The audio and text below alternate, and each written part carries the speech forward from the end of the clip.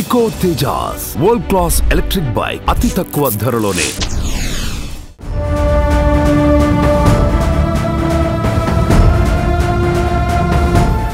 Social media పుణ్యమా అంటూ పరిచయాలు కాస్త ప్రేమలుగా మారుతున్నాయి. ఆ ప్రేమలు కాస్త సహజీవనాలు అవుతున్నాయి.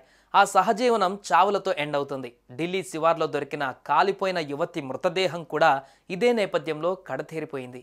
ఇంతకీ ఎవరామె? ఆమెను చంపిందెవరు?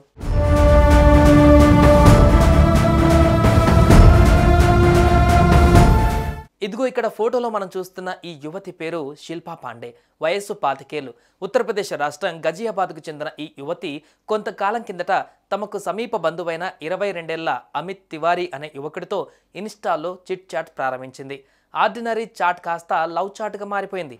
తనకంటే 3 ఏళ్ల చిన్న, అందులోనూ టాక్సీ నడుపుకుంటూ బతికే ఓ యువకుడితో తనకు పెళ్లి జరగదు అన్న సందేహంతో శిల్ప ఇంటి నుంచి పారిపోయింది. ఓ ప్రాంతంలో అతనితో కలిసి కాపురం పెట్టింది. కొంతకాలం పొరపచ్చాలు లేకుండా గడిపిన ఆ జంట ఇక పెళ్లి చేసుకుందాం అని శిల్ప అడగడంతో గతి తప్పింది. అప్పటికే ఆమంటే మోజు తీరిపోయిన అమిత్ పెళ్లికి నో చెప్పేశాడు. ఆ క్రమంలో జరిగిన ఒక గొడవలో తగిలిన దెబ్బతో శిల్పా పాండే ప్రాణాలు గాల్లో కలిసిపోయాయి. ఊహించని ఈ పరిణామంతో కంగుతిన్న అమిత్ ఆ శవాన్ని తన రూములో నుంచి తరలించేందుకు తన మిత్రుడు అనుజు కుమార్ సాయం తీసుకున్నాడు. తన టాక్సీలో శిల్ప శవాన్ని తీసుకుని వెళ్ళి నదిలో వేయాలనుకున్నాడు. అయితే ఆ ప్లాన్ పక్కన పెట్టి ఆమెను ఓ సూట్ కేసులో కుక్కేసి చెత్త కాల్చే చోటికి ఆ సూట్ కేసు చేర్చారు. డీజిల్ పోసి ఆమెను తగలబెట్టేసి వెంటనే కారులో మిత్రులిద్దరూ అక్కడి నుంచి వచ్చేశారు.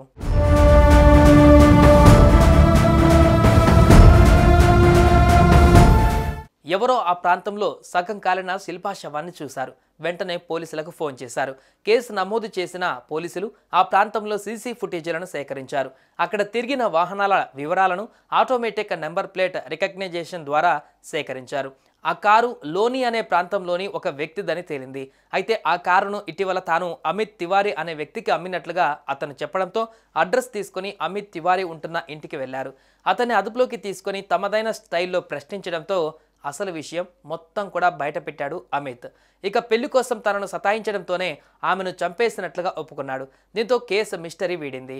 అటు శవాన్ని తరలించడానికి సహకరించిన అనుజ్ కుమార్ను కూడా అరెస్టు చేసినట్లు Delhi police deputy commissioner of police Abhishek Dhaniya మీడియాకు వివరించారు.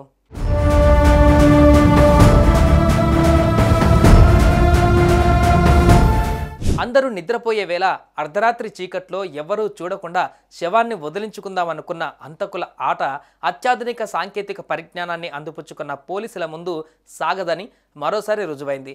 తప్పు చేసి తప్పించుకోవడం అన్నది ఏ నూటికో కోటికో ఒకసారి తప్ప అన్నిసార్లు సాగదని మరోసారి రుజువైంది. సో హంతకులు మీ ఆటలు సాగవన్నది గుర్తుపెట్టుకోండి. సుమన్ టీవీలో మీ పర్సనల్ అండ్ బిజినెస్ ప్రమోషన్స్ కోసం కింది నెంబర్కి కాంటాక్ట్ చేయండి.